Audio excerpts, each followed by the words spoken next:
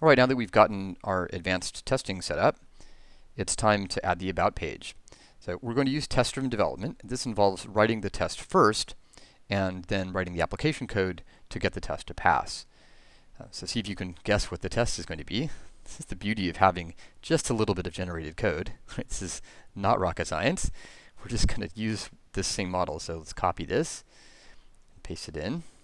What I did there, by the way, this is one of my favorite tricks for copying this kind of block. It's tempting to do this. You do this, and then you have to go in and figure out how many new lines there are, and so on. But what I like to do is just copy this, or to select it, copy it, and then just paste twice. We paste over the thing we just copied, and then paste it again. So test should get about, and then get about, in an exact analogy, and we want the same response. We want the response to be success. So let's save that, and guard should run the test.